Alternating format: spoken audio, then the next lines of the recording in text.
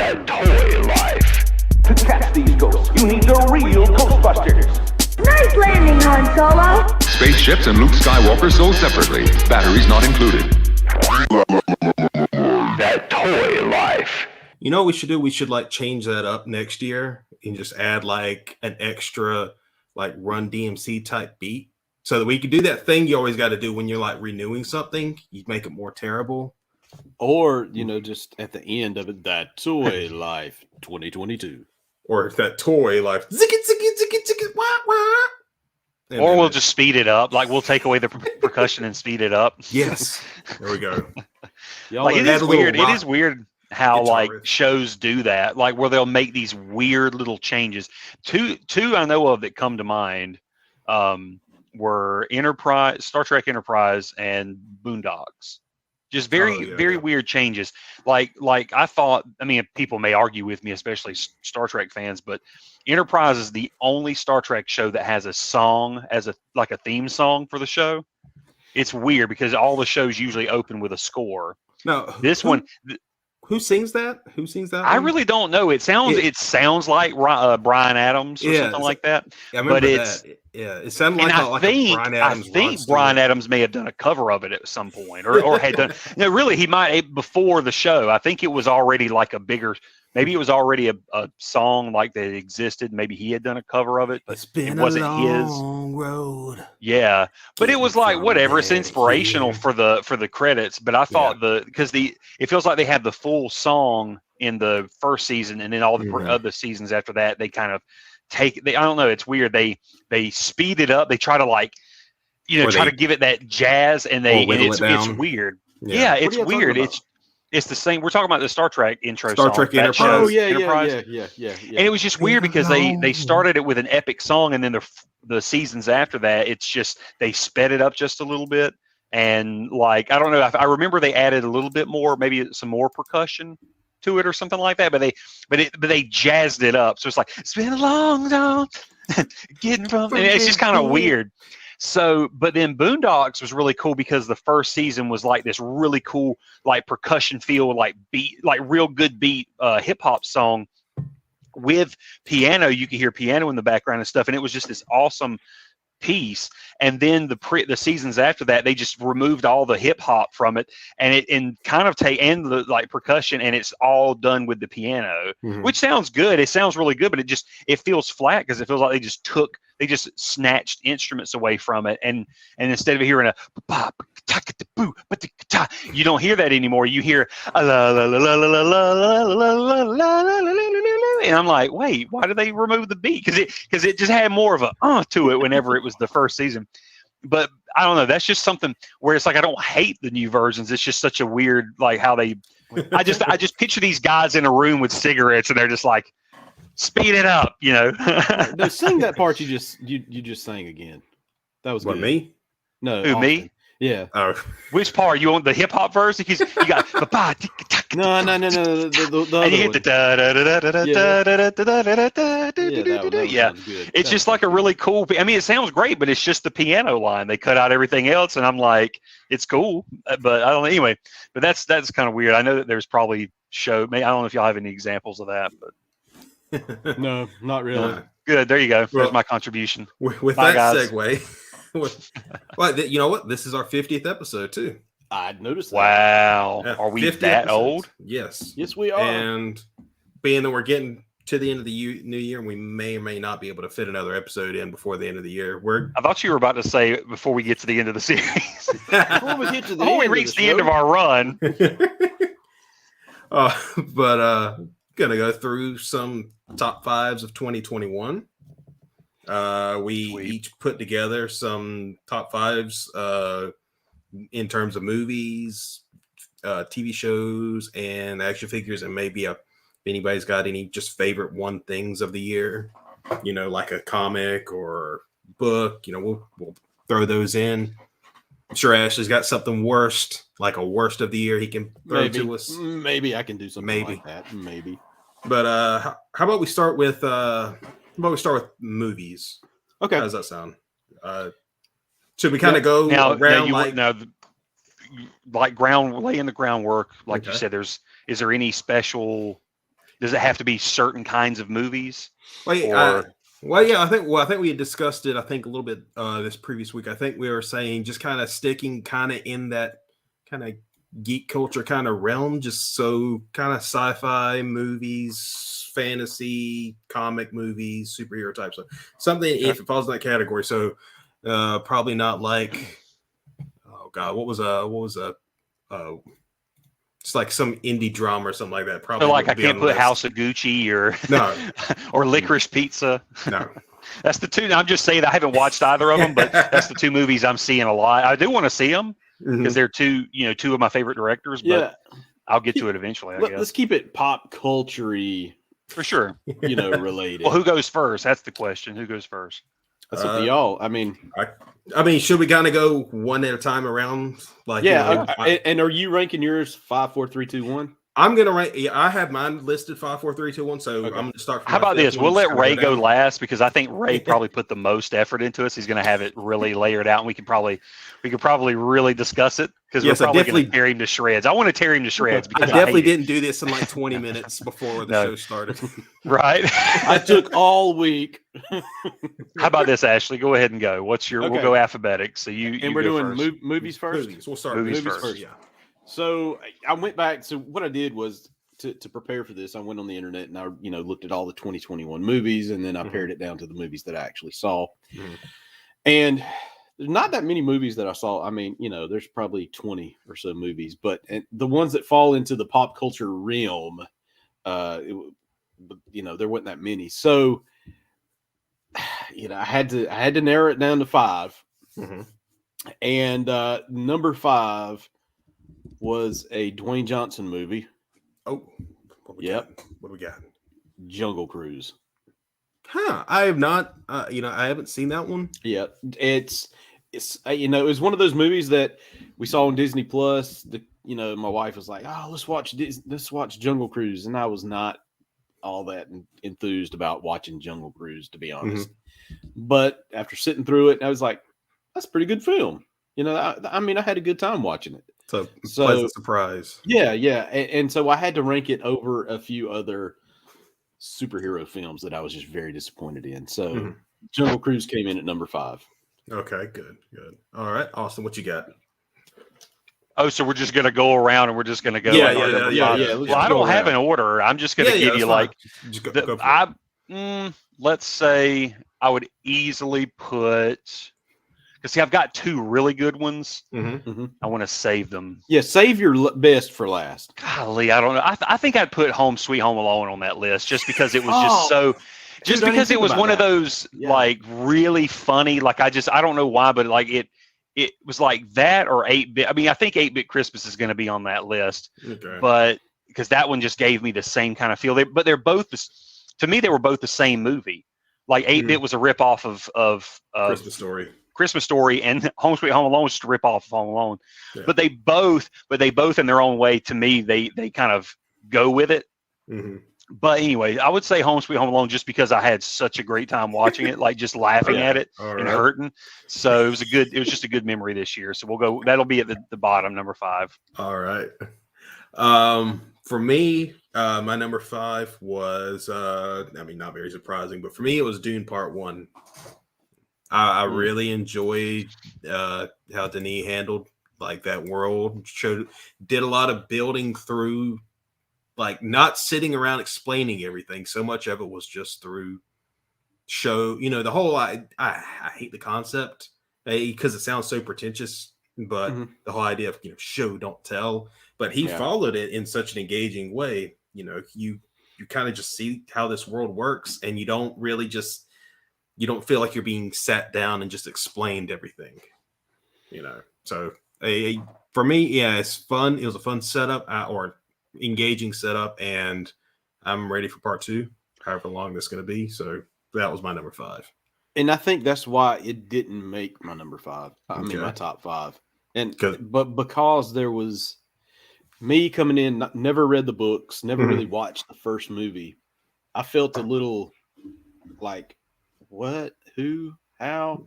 It does have, who's the, yeah. It took me a long time to actually get into what was going on, who was who, and the importance of this person and that person. So that I needed the this is so and so, this is so and so.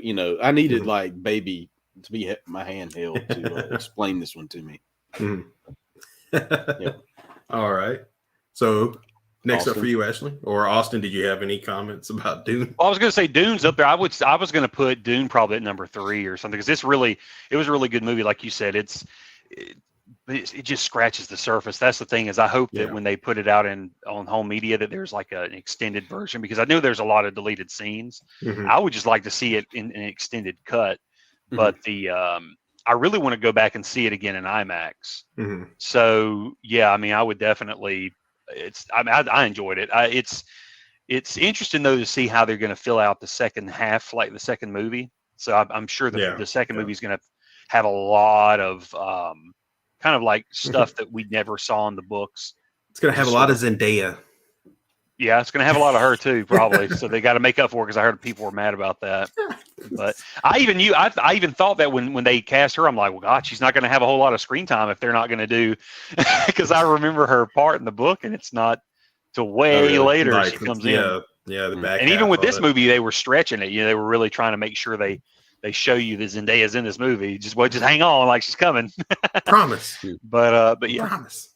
All right. That's all I got to say about that.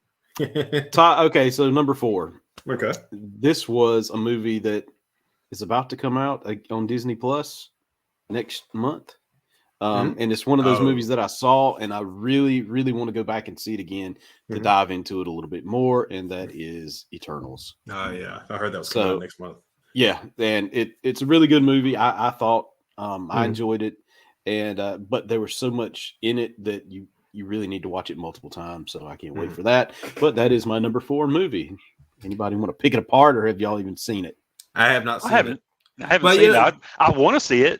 But something interests me about it is because I know the whole Celestials get a big part of the story. Yeah. Because it's almost like it's almost like the MCU, story group. They're kind of like priming people for the whole lore in terms of, these cosmic beings. Like we're getting bigger than Thanos here. We're getting bigger than just a big mutated alien that's like really strong. We're getting into like planet size, bigger than the planet. Yeah, we're getting into this kind of territory. So it almost seems like they're priming to kind of possibly gear up toward Galactus, which I would love it if we get that. Oh yeah, obviously. Galactus is on the schedule. Yeah, but yeah, you think they're going to do like a proper Galactus whenever he comes around this time? I think that they probably know the writing on the walls about how the reaction was the last time that a movie studio attempted Galactus, and they tried to go their own way with it. Yeah. Let's do some mysterious smoke. A cloud. It's a cloud or whatever. With a fire shape that vaguely looks like Galactus's helmet. Oh, jeez. When you get deep inside of it. That's Crazy. Tom Rothman. I blame him fully. But okay, yeah, I don't have much to say. I'll definitely watch it when it comes out next month. Yeah. So, yeah. Okay. All right. Now I would say my number 4 is coming after. Oh, you're just gonna skip right over Ray. No, It's it's my his turn, turn. Yeah. Oh, it's your turn. Yeah. Woo! I'm last. Remember? There's Venom. My bad. Which is not on my list this year because it was. I'm telling you, man, it was. I mean, the sequel was good, but it was almost kind of. I haven't watched it yet. Was it? It's okay. It's just sort of uneventful. Like there's not much to it. I'm like, okay. How was it? Like how was it compared to the first one? It was sort of like, to me, it was. Or...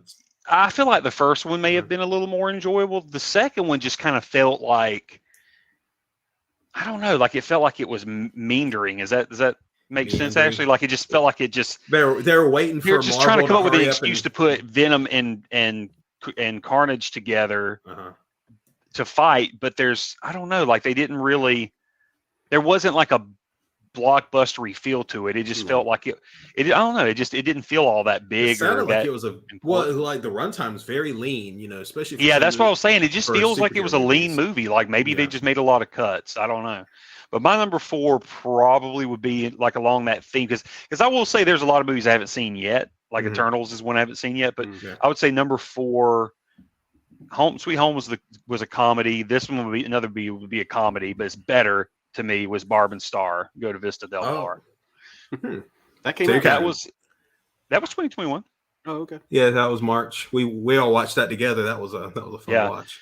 I loved it. It was just such a good, in terms of like a good original idea that wasn't like a blockbuster, IP that we're used to. It was just like I would even say that falls into that whole category of what we're talking about. The whole, because it gets kind of bizarre with the sci-fi. Well, that's what I'm saying. It goes. I look at it, and I don't look at it as like an indie movie as much as I look at it as like a goofy, just like a really goofy. I don't know. Like I put it in there with comic book movies because of it's just such a, like you said, it's over the top goofy comic. It's almost like the Dumb and Dumber of its generation. I would put that in there with like a pop culture-y kind of movie. Like it, to me, at least to me, because it almost was making the character of House Mom like a thing. It was just such a funny concept. I don't know. Like I kind of put that in there with kind of the pop culture-y things. I don't know, because like I said, it's dealing with Saturday Night Live. I think is probably my thread that really puts it into the pop culture phenomenon. So, well, I'll go with that. I like that one. All right. So, what about you, Ray? Or do y'all have any thoughts to that or comments? No, I've never seen it. I haven't seen it, so I don't have any. I loved it. That was a fun movie. It's weird because it was the writing team behind Bridesmaids.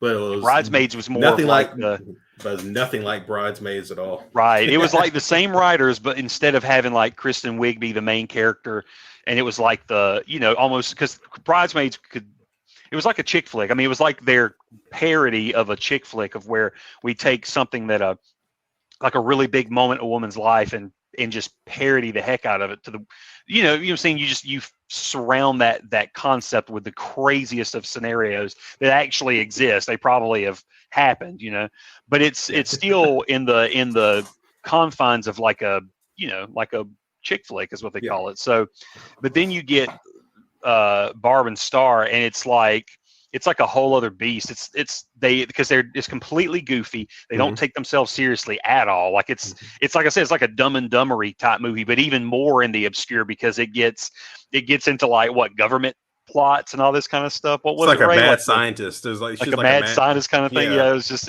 like it just gets nuts. So it was one of those that came out of nowhere. I wasn't expecting it to be like, I was expecting it to be along the lines of Bridesmaids, but totally come out of left field.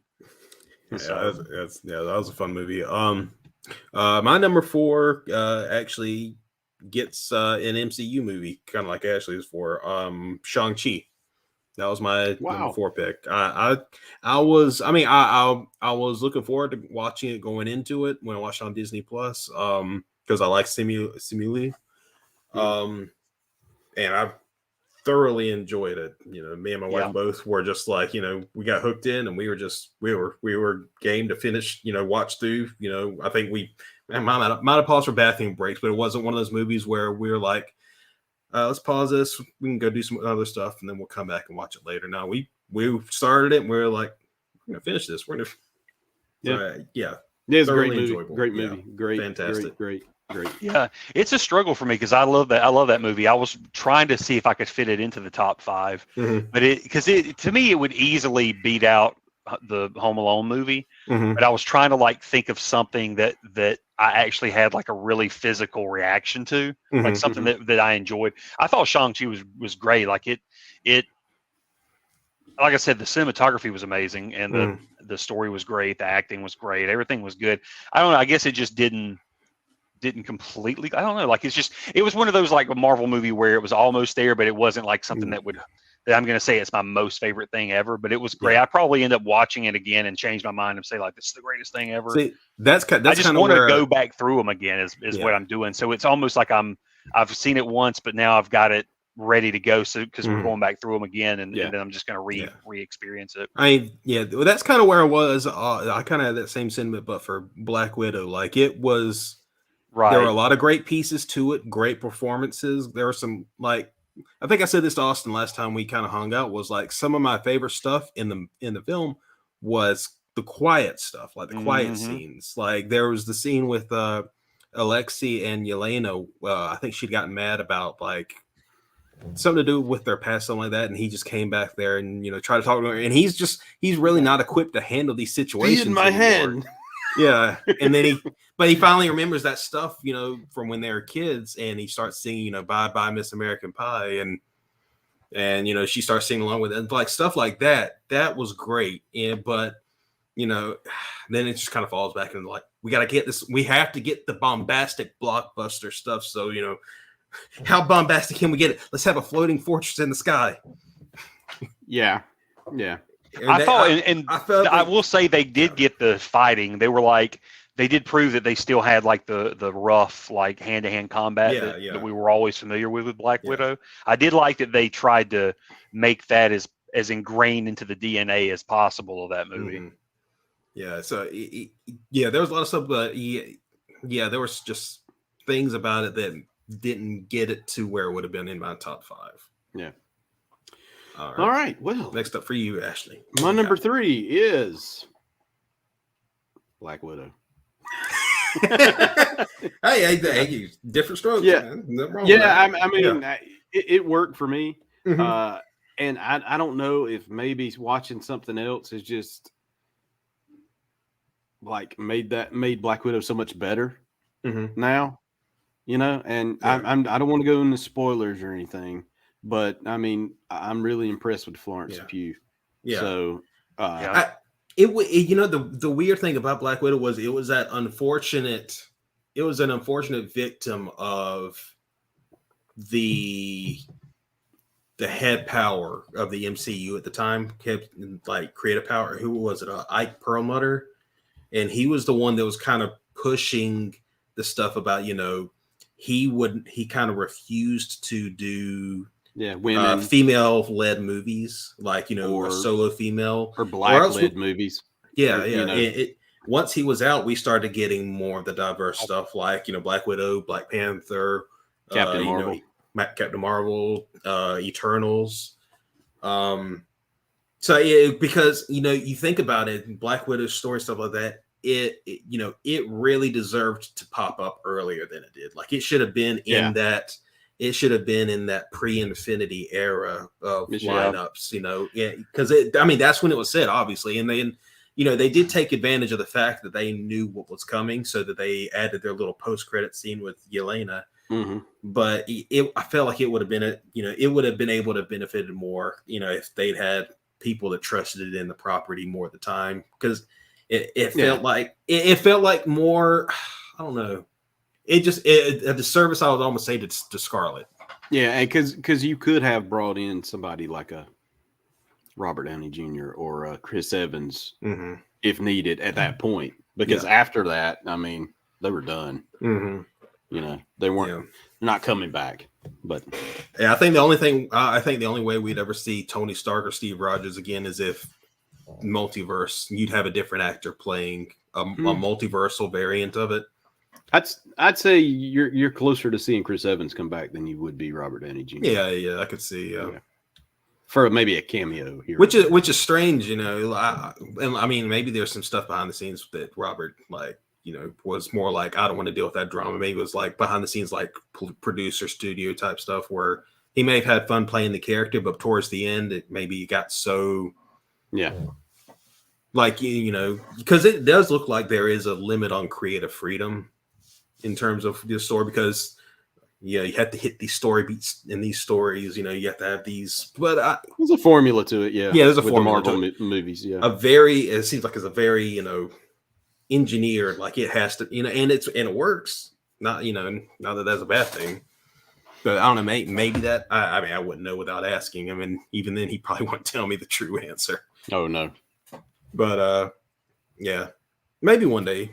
I don't know. I don't like to say never. I mean, because we did get Kiefer Sutherland back to play Jack Bauer after he said he was done with it. That's a deep cut reference to 24. That is something that was just like, I was surprised that he come back and kept doing. I wouldn't be surprised though if he brought it back again. Oh yeah, he's interested. He's brought it up in a thing recently. If someone brings up a revival, a good story to tell, he wouldn't mind doing another one. Probably because like the last show he was on is finally done with, so he's probably like, I don't mind getting another paycheck from somewhere else.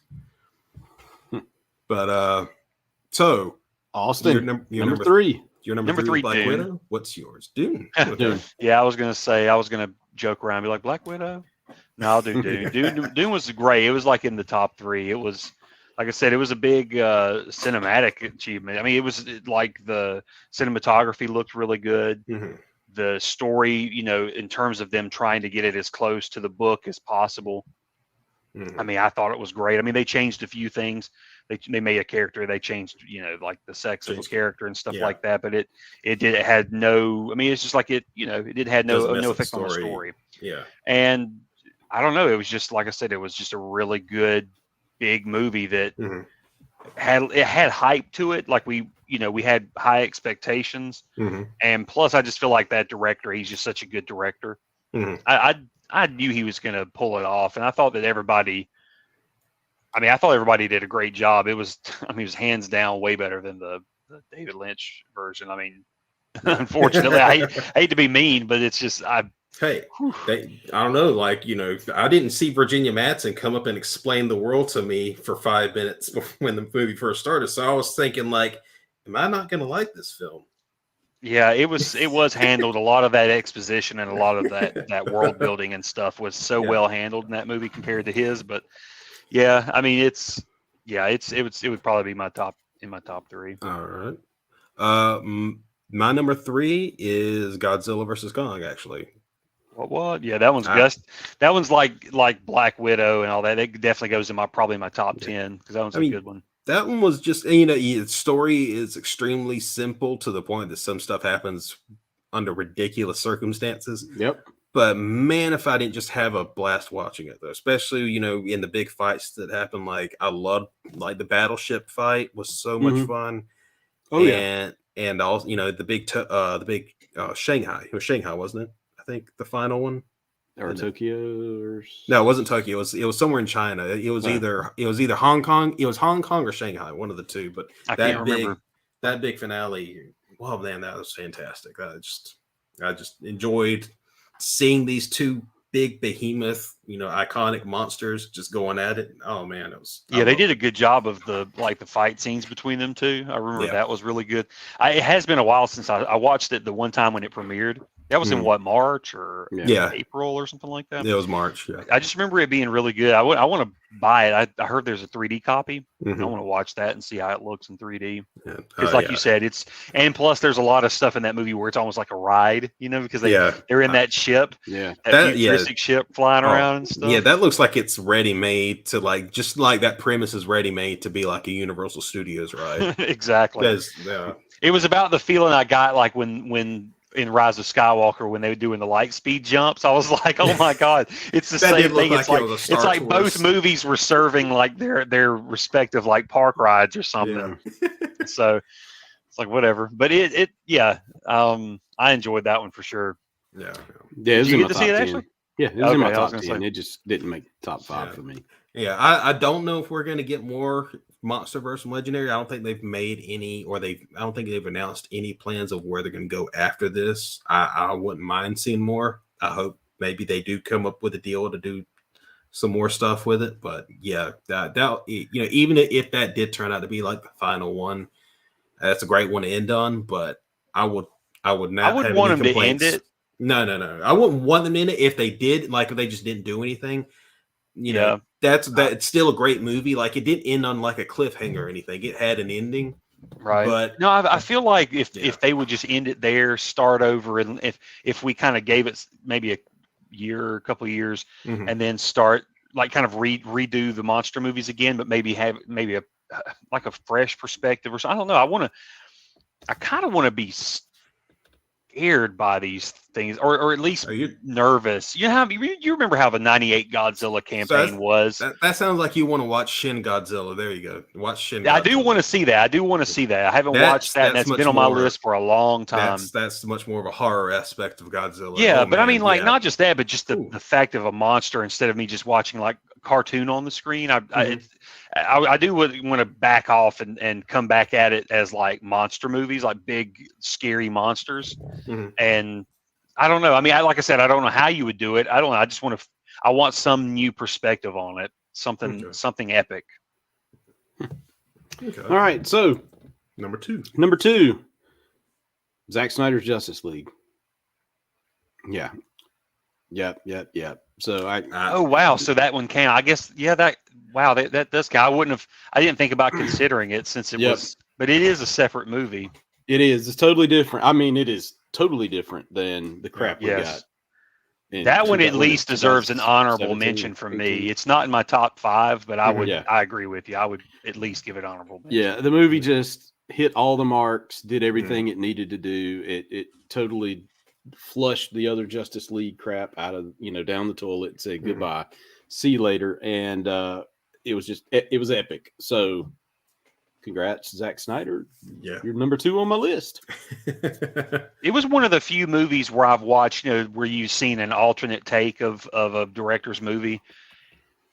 And I was just mad watching it because of all the stuff that was the behind the scenes drama that all happened. but it's just watching watching Zack Snyder's version and just being angry that all of this footage is only now coming out. It's kept from you. It was just like I was so angry about it because I'm like, why were those changes made, and why did Joss have to become that kind of person and make that kind of a move? It was just such this weird venomous move. Apparently he always been that way. It's not just Joss. True, but I'm just saying, there was something going on there, but I just didn't understand the decisions behind that.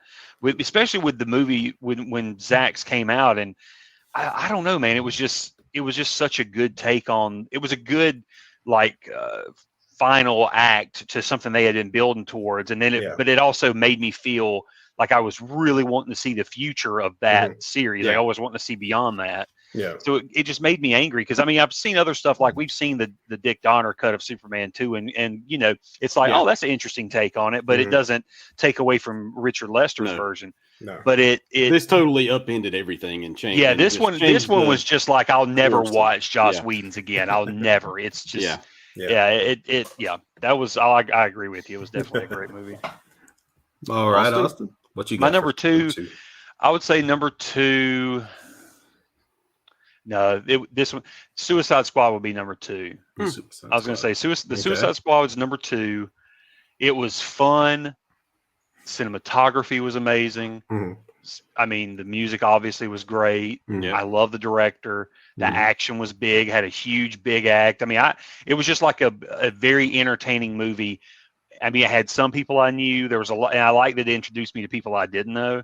Like Polka Dot Man. I don't know. I just had a great, Polka Dot Man, King Shark, all that stuff. Like, I didn't really have a grasp on any of those characters. I still don't have a grasp on like Bloodshot and Bloodshot's Vin Diesel. Wait, which one was Bloodsport, and then Deadshot and is then Will Smith. Deadshot. It's Bloodsport and Deadshot, right? Yeah. Bloodsport's Idris Elba. So Deadshot is Will Smith. Bloodshot. I was going to say, Vin I like Diesel. both characters. It would have been great if they could have somehow gotten Will Smith back, but to get to be included in that cast, but still have Idris Elba, that would have been cool. But no, I just felt like that was a fun, I didn't get to see it in theaters, and it's one of those where I'm like, I really wish I had seen that in theaters. Mm-hmm. Really? Yeah. Really. I enjoyed it too. It was great. Yeah. To me, I didn't. I liked it. I just don't think it was the right thing for the DC EU. To be honest, it was pretty rough. It was pretty adult. Compared to a lot of the other stuff. I mean, it was to me, you're trying to build this brand. It's not the right time to introduce that. You can do that down the line once DCU gets built up, right? I just think it was too much too soon. What with the IP of Suicide Squad or the R-rated tone of it? The R-rated tone. Oh, okay. I think it was too much, too much too soon, and it's kind of the same MO that Warner Brothers has done with the DC property. Too much too soon. Yeah, it's like you go from Man of Steel to let's don't do a Superman sequel. Let's add Batman in with it. Oh, and then the next movie we're just going to add all of them together. It's like, whoa, slow your roll. You need to slowly build this universe up. But I'll say, almost in defense, when you read up on the interviews and stuff about Zack's intentions, you see why it was built like it was. Whereas we see it as just rushing from one thing to the next. He had basically mapped out this big five film epic, that was gonna end with the death of Ben Affleck's Batman, and kind of like setting the foundation for that DC universe going from there. Yeah. So it's kind of sad that never came to be, but yeah. And it sounds great too. Yeah. It sounds like an interesting take too. Yeah. There are hints of it in, Zack Snyder's Justice League, in the big thing at the end, the big scene at the end when Joker was kind of, chiding Batman. He kept saying, over and, how many timelines are you going to screw up because you don't have the ball, you don't have the balls to let yourself die, or kill you.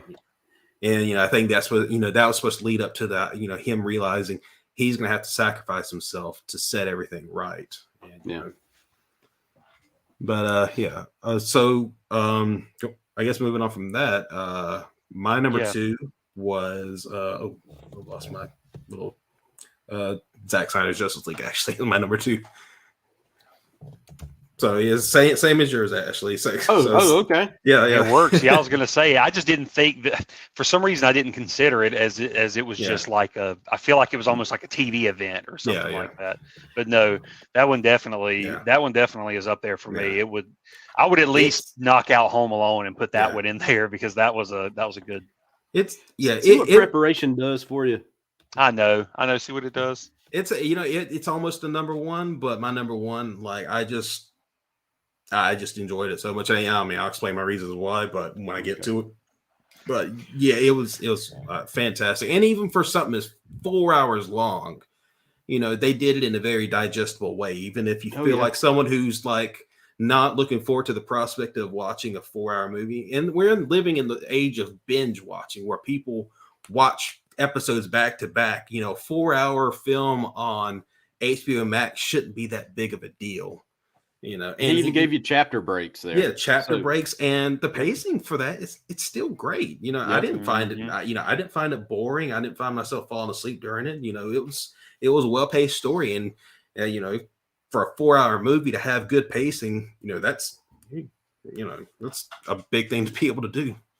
Yeah, no, I agree with you because and it was surprising too, thinking that look at how much material he had to deal with Batman versus Superman. Yeah, and if you watch the Ultimate Cut, I do enjoy, I enjoy both cuts. I always watch the Ultimate Cut now when I watch it, but he really did in terms of pacing, the first half of that movie's pretty slow. It's kind of like the build up is like what, and then finally when you get to the meat of it, it starts to get better and better, and then by the end of it, it's a big blowout.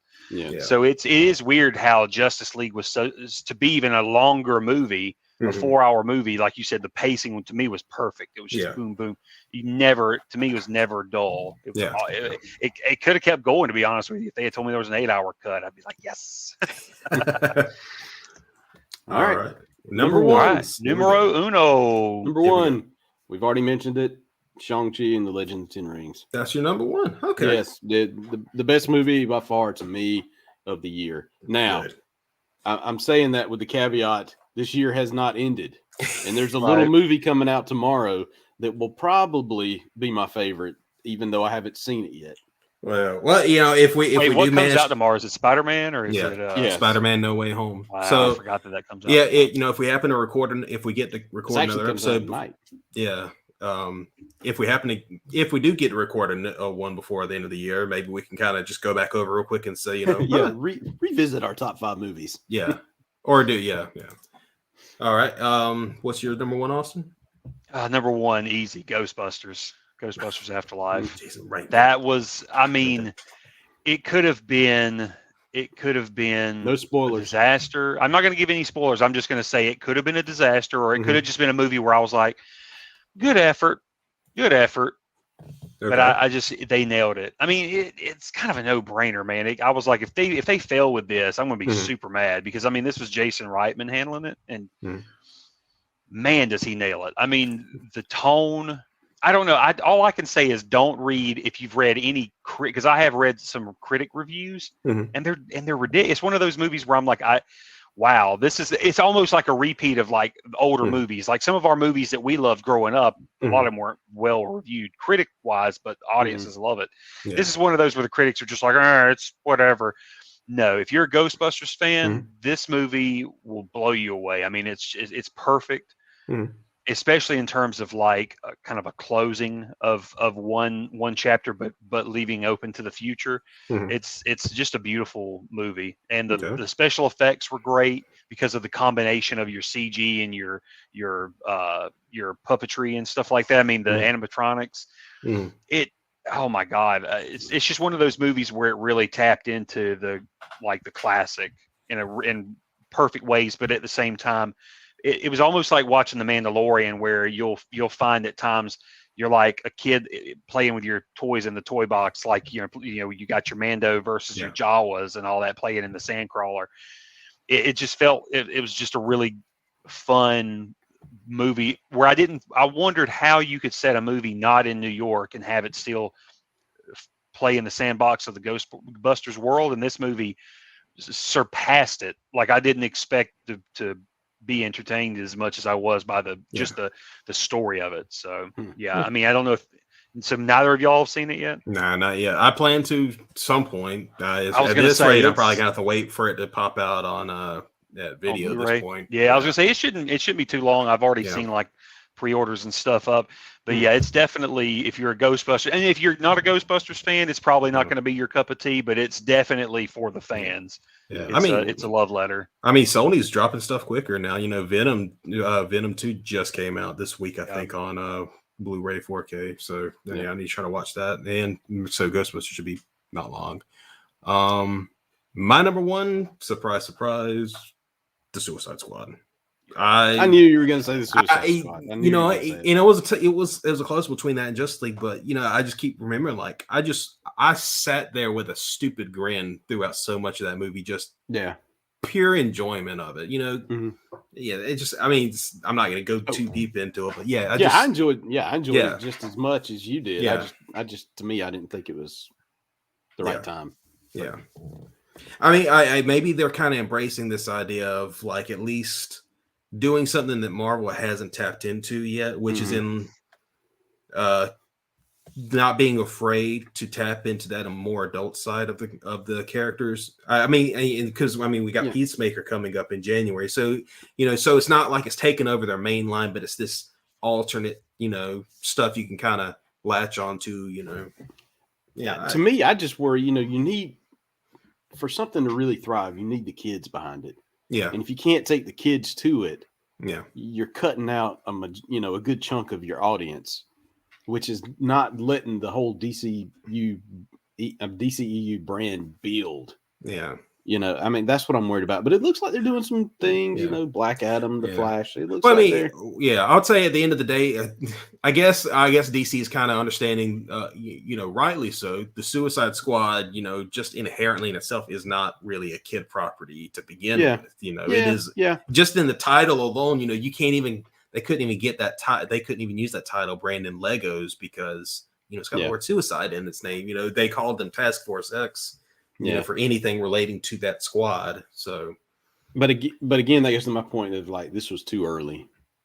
Like, build out the DCEU before you bring this in, so you have more to. Yeah, that kind of took the spot of another movie that could have built the. I guess they're overall brand. Yeah, well, I guess they're trying to go for something along the lines of when they started, with the first Suicide Squad movie. I think they were trying to look for an equivalent of the Guardians of the Galaxy. They're looking for something along those lines of ragtag ensemble movie where you can have a group of more unknown characters But But for whatever reason, I don't know. Well, that's our movies. That's movies. Yeah, I guess we'll go through the next one a little bit quicker. Yeah, let's go. But top 5 shows. All right, what do you got, Ashley? All right, so let me go to my notepad here. So top 5 shows. Number 5, WandaVision. For 2021. Yeah. That one was close for me. They didn't make it yet. Yeah, WandaVision was really good. It was better than I thought it was going to be, especially after viewing those first few trailers, teasers, and I was like, "What in the heck are they doing? This is crazy." But it ended up being a really good show, especially towards the end when it really started kicking in, and it left you wanting more and to learn what the future holds for Scarlet Witch. Yeah, so that was number 5. All right. What you got, Austin, for your top 5? I would say because WandaVision, Falcon Winter Soldier, all of those came out. Loki, everything, year, right? all the Marvel shows came out this year. I think out of all those, number 5, I would say WandaVision's probably my favorite. I like those. Okay. I like that one in particular because of the format it played around with, and then the build. By the last episode, it was just wow. So I'd probably have to go with that. Yeah.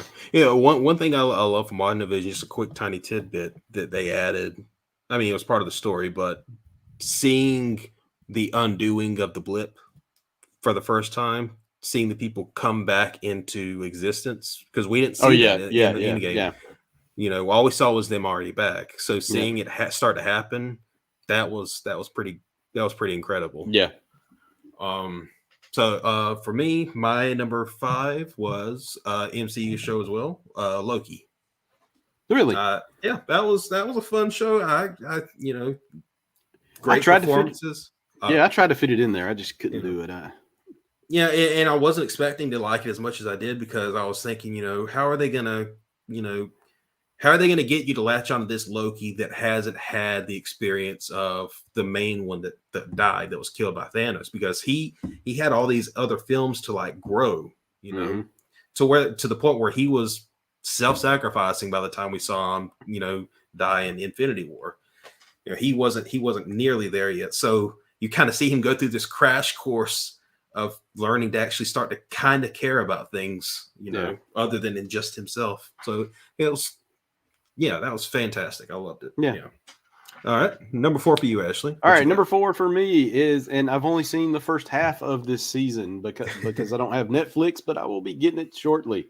Okay. And that is Masters of the Universe Revelations. Oh, yeah. The Kevin Smith He-Man show. I know a lot of people hated it, but I really dug what they were doing with the show. They hated it because it didn't focus on He-Man as much as people thought, but I really love what they did with the show. I was a fan of using Tila as like the main hero of at least this first half, and plus kudos for giving Mark Hamill the voice of Skeletor. Yeah, and kudos to Kevin Smith. That was he was a showrunner for this, right? Yeah. So it was great. It was great, and like I said, I'm getting Netflix here probably tomorrow. I mean, I think this was his. Yeah, I mean, is this his first time kind of handling an IP like this for something like a TV series? Well, he's directed episodes of like Supergirl and but I mean, Flash, like something like showrunners. The showrunner, as far as I know, Yeah, I was going to say, other than his own thing, I mean, he had the Clerks TV show, and that was pretty. Or I mean, he did the comic book men thing, I guess. And, But that's more, All right. Well, what's your number 4, Austin? What you got? Number 4, because that's the thing is, there's a lot of these I haven't finished. Like I haven't even watched Hawkeye yet, so I couldn't even put it in my top 5. Okay. Number 4 would probably be. See, this is one where I think I'm going to suck at this one. So I'm trying to see what all came out, because I felt like Falcon and Winter Soldier was okay. It just wasn't my favorite. What else came out this year? Let's see. There was Bad Batch. What We Do in the Shadows. I was going to say, Bad Batch is. I haven't finished it, so I can't really put that. I was going to say. You haven't watched it yet. Yeah. How about this? We'll go in no uncertain order. Only Murders in the Building on Hulu was really, really, really, really good. Okay. Yeah, funny. I still haven't finished it. I've got still got 2 episodes left. But I would consider it pop culture because of the fact that it's kind of like the return of comedy legends, but in the TV format. You got that's Steve a sleeper Martin hit too. It is. I mean, it was Steve Martin and Martin Short, and it was everything you would want if you wanted them to in a show. They gave it to you. It was just like, all right, this is it. So so I thought that was just a really strong show. Okay. And I enjoyed it. So okay. What would be your number 4? My number 4 is it's more obscure. Mine is Alice in Borderland. It is a Japanese TV series on Netflix.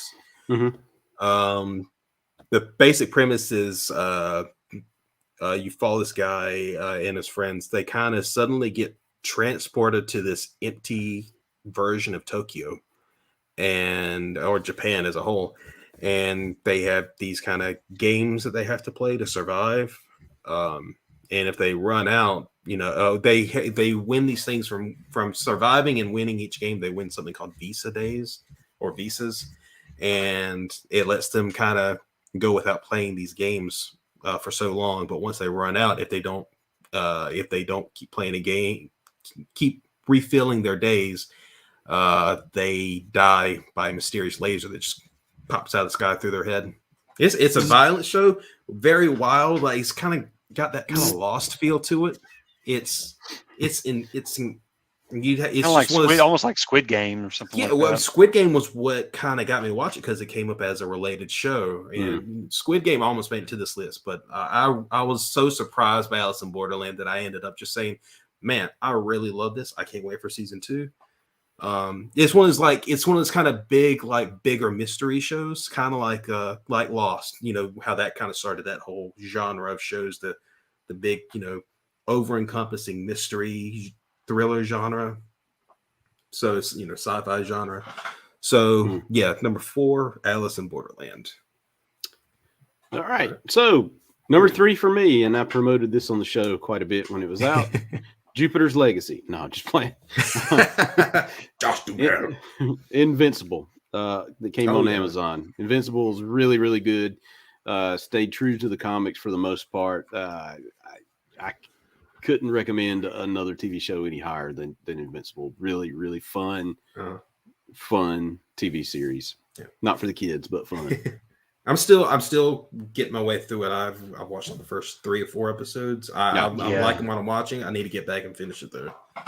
Yeah, I was gonna say I've seen the first episode and it was great. So that's one of those I really do want to get back and watch the rest of for sure. Yeah. My number 3, let's see.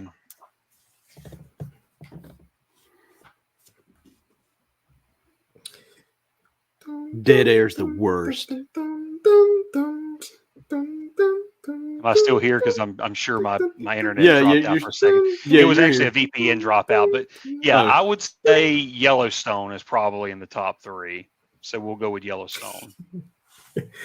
It could be number 1, but I don't know if I want to put it number 1. So we'll just put it at the top in the top 3. All right. Have you seen that show before, Ashley? Because I feel like it's like a modern day Western. I don't know. I feel like I feel like you sound like a country boy, so you'd like it. Yeah. Well, see, it's usually not something I would go for. It's usually one of those shows I would definitely not care to watch. I'm like, oh, okay, it's just going to be one of those shows. Yeah. But it blew up. I mean, obviously Taylor Sheridan was going to be a good. So I knew it was going to be something pretty good.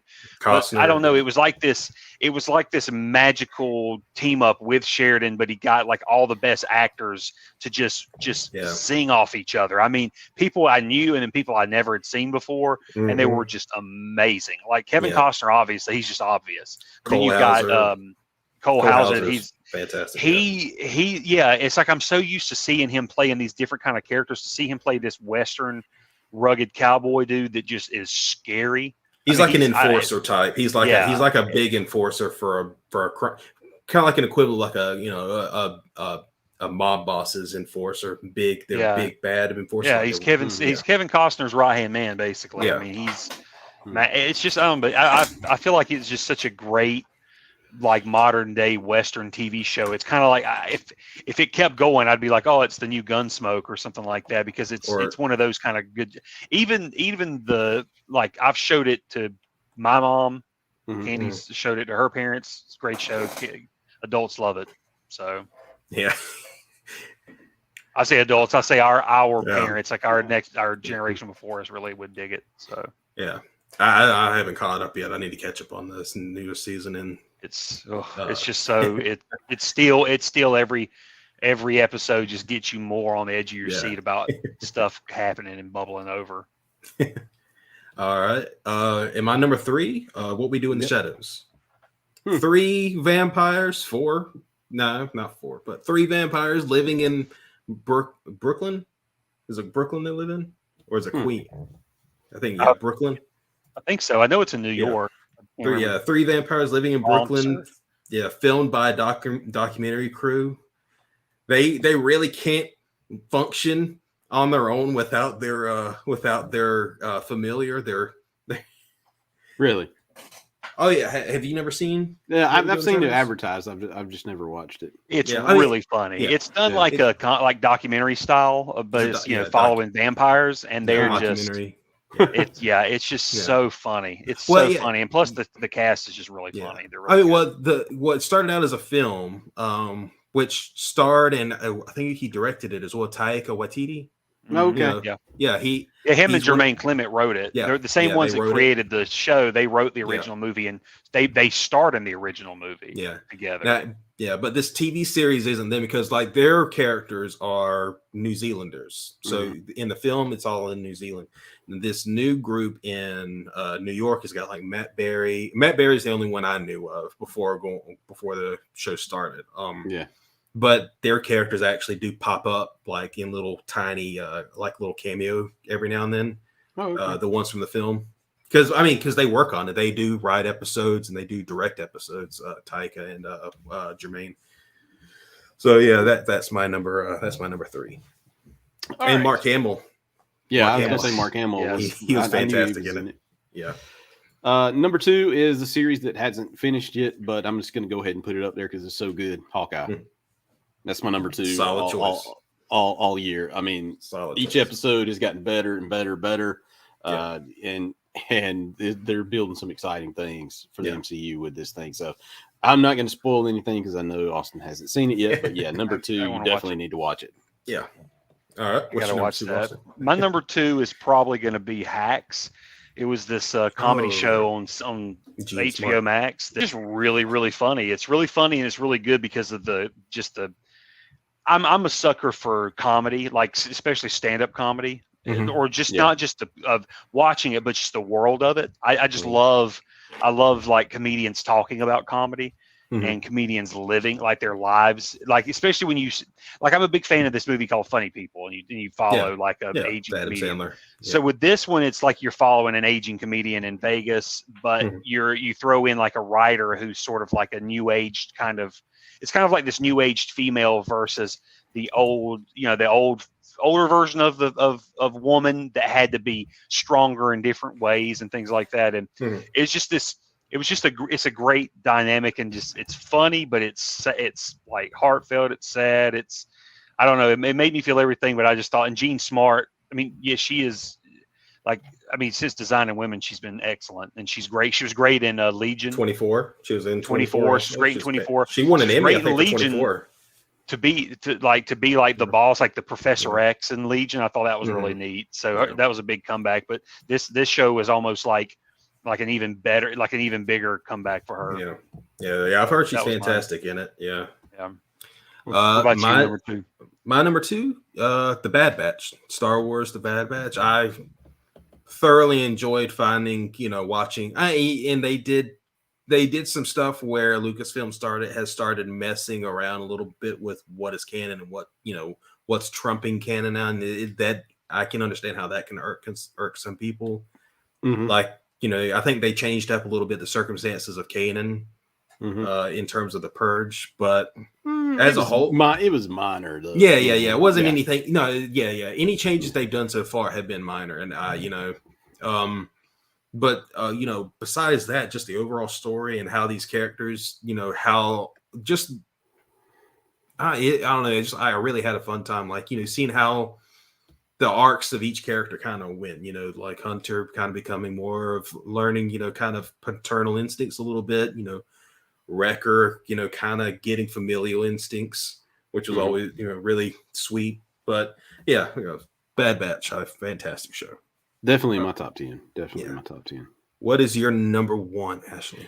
Number one. So this one sort of skirted 2020 and 2021. Most of it came out in 2020, but the last episode came out in 2021, and the new season starts next week or the week after. I can't remember, but Cobra Kai season 3. Oh yeah, I just absolutely love that show. That is like, that is so good. It just brings back so many memories, and just seeing those guys. I finally started it with my wife. Okay. You start. Are you starting from the beginning of the? Yeah. I just started over with her. Okay. So we're on season 2 right now. We're on season 2. Yeah. So perfect TV show. Love it. Yeah, I'm looking forward to season 4.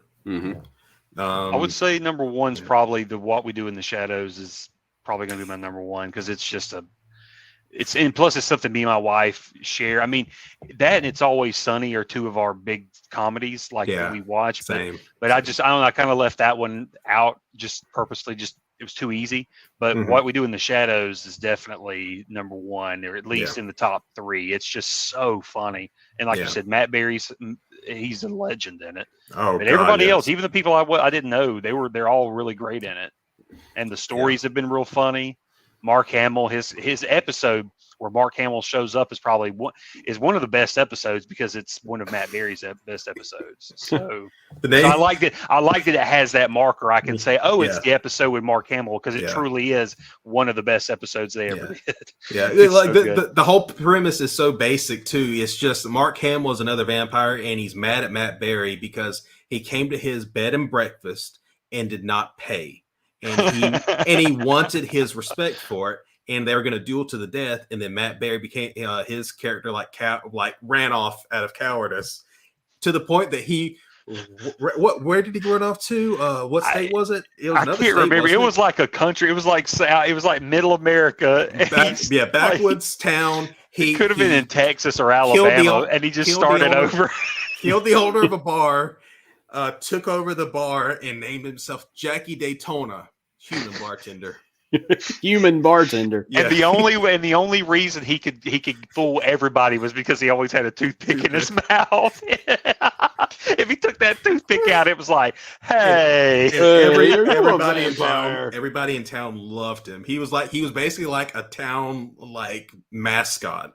The girls' volleyball team. He was like, they lived for him to be at their games. Like he was their biggest fan, and it was great. Yeah. No, it's an example of just like how great the writing is on that show. Yeah, and it'd be just a standalone episode. But anyway, that was my number one.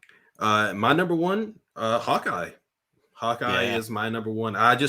Every episode's gotten better and better, like you said. And it does that thing that I don't know how it's going to end exactly. So, but it does kind of what I was saying was my problem with Black Widow was it kind of kept raising these stakes to ridiculous heights. Whereas in this one, it seems like it's still keeping them relatively small and personal, which is what's so engaging about it. Because it is very much about Clint dealing with who he is, his past and what he's done as Ronin, because that's the big thing of it is you've seen in the trailers, the Ronin suit pops back up in the world, and he's kind of dealing with, I thought this was buried and it's not, and I got to deal with it. Yeah.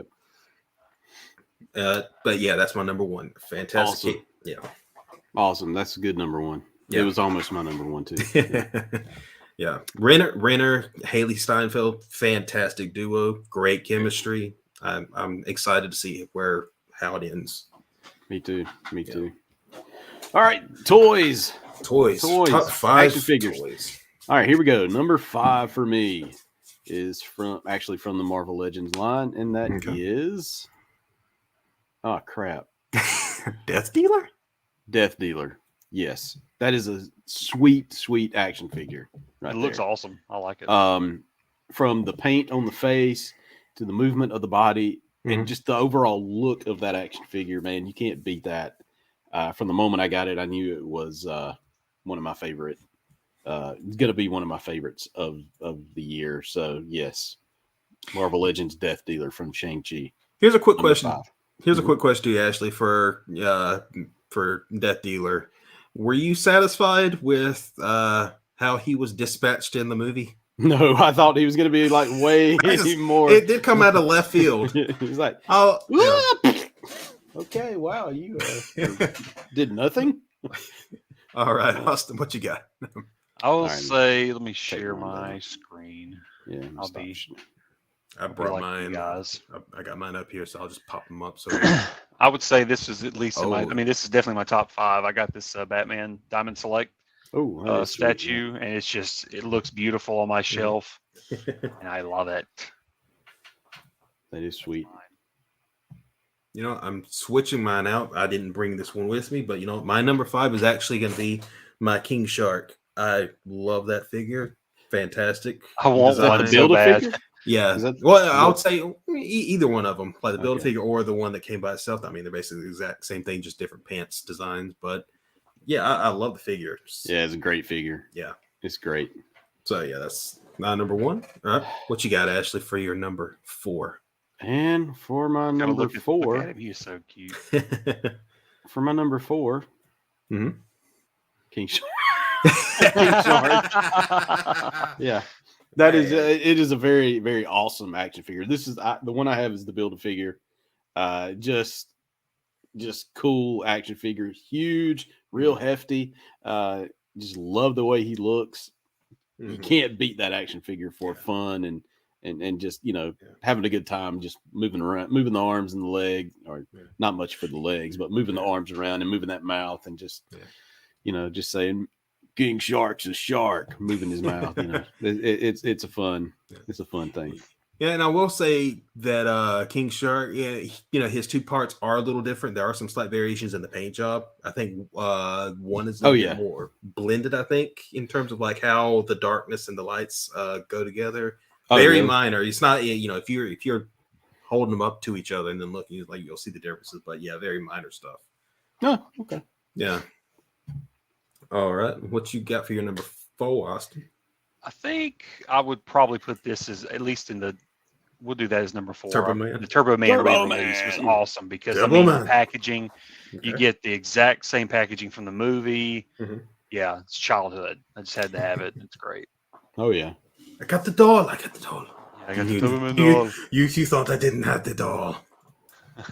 Because at this stage, they'd probably be impossible to find. All right. My number 4. My number 4 is actually my Lego Tumbler. Oh, that is cool. Yep. Man, yeah, just fantastic. You know, this wasn't even my, you know, it was between this and I was thinking also my Bad Batch shuttle. But man, like this finished product, man, just came out fantastic looking. I mean, it's just gorgeous. That is cool. Can you like launch the Bat Cycle out of it or anything? No, unfortunately not. That'd be cool if it did that. That would be awesome. Cool. But no, it's just But I mean, they did everything. You know, they kept it pretty accurate. You know, it's got the you know, the wheels are suspended from the outside, not the end. Like, you know, you got the gigantic 4 wheels in the back. Just, you know, fantastic set. And I mean, $40 for this. Oh, not bad at all. No, not bad. That looks great. Yeah. All right, so my number 3 action figure of the year or toy is this guy, Zartan from the G.I. Joe Classifieds line. Looks very reminiscent of the figure I had in 1983 or 84. I can't remember when this guy came out, 83 or 84. I think it was 83. He comes with all kind of cool accessories. Just, you know, the gun looks the same as the one the figure had when I was growing up. He moves well. He's articulated well. He looks really good. this is my favorite G.I. Joe figure from this year. Now, I will say my Action Force figures from Valaverse are coming in tomorrow, maybe. I just got a ship notice. So I'm sure one of them would ended up on my top 5, but they're just coming out now. So I don't have them in hand. But this is a cool figure. See, the biggest problem with this one, though, he doesn't look enough like Arnold Vosloo. Oh, God. Hey, we're glad he doesn't look like that. Hey, now, don't you besmirch Arnold Vosloo like that. Emotep will get you. Hey, he was also one of the best villains on 24 as well. Not G.I. Joe. Okay. All right, what you got, Austin? I would say I'm going to put these all into the same category, so we'll put them all as one toy. But all right, I did this year. I hit the bank on the Toonie classics, I guess you call them, the NECA line. Oh, yeah. So, for example, I got these, the Bill and Ted figures, the Ace Ventura, and the Back to the Future figures. I just put them all kind of in the same group. This would definitely easily be top 3 because these toys were just so great. I think I technically got Back to the Future last year. I can't remember if it was last year or beginning of this year, but they're it's the same line. They did Ace Ventura and Bill and Ted, and I got those at the same time, and they're just perfect. They look great on the shelf. Nice. I mean, they pretty much looked like they did. This was the original photo I think they showed us, what it was going to look like. Yeah, and man, they just look so great. Except obviously they come with better stands. They came with Wild Stallion stands, but yeah. And also honorable mention, they had like a good, the Toonie Terrors, because I was able to get a hold of the Beetlejuice, the Michael Myers. I didn't get this one. I got the one without the bloody eyes, but I did get a Michael Myers Toonie Terrors, and we actually just found the Ghostface killer. Oh, they made a tiny Terrors version of him. Or yeah, this one right here. Oh, yeah, yeah. I was actually able to find him. I was actually able to find him the other day and add him to the collection. So yeah, that's cool. Ash from the Evil Dead also. That's really cool. Okay, yeah, that's what I need to get is an evil. I wanted to get him in like Jason. Yeah, this is the. Oh, never mind. That's a website, but that's the Michael Myers I have. Okay. All right. So my number 3 is a helmet. Bo-Katan. Yeah. Oh yeah, like that's fantastic. Nice yeah, fantastic sculpt, fantastic figure all around. Just and like out of I think this is actually the only Star Wars Black Series one that's in my list because I was kind of going through all the ones I actually got this year, and I think that one ends up at the top. The other ones are great too, but out of all of them, I'm still probably my favorite one that I've gotten this year. And that's going up against stuff like Hunter from Bad Batch, Costco Reeves, the new Mando I got last week. It's just fantastic figure. So Bo-Katan. All right. So number 2 for me is, drum roll, please. This Batman figure, the Zack Snyder's Justice League from McFarlane Toys. That is a great one. This is just an awesome Batman figure. When I got him, looks like Ben Affleck. He has a nice weight, a nice feel to him. Sometimes when you put a figure in your hands, you just know, man, that's a good figure. Just the way he feels in your hands. That is an awesome Ben Affleck Batman figure. Yeah, and an awesome. Like my favorite McFarlane Toys DC Multiverse figure this year, probably. He's that good. That's up there. Before I changed my vote to King Shark for my number 5, actually I had my Flash as number 5. Oh, really? Flash. I did love that Flash design. Like I looked at the past ones, and I mean there are some things that the previous ones did that they didn't do on this one, but I don't know, for some reason, like I just really like how they did this one. Even though they kind of left some stuff off, like they didn't paint his little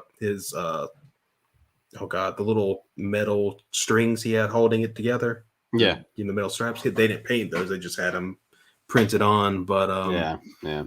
But that was kind of minor. It's still like it's solid figure. So yep. All right. So what's your number? Number two. Now, I would say I would agree with you. I would say Bo-Katan number 2. Okay. Like it's just it was a really well made. I thought the sculpt was really good on it.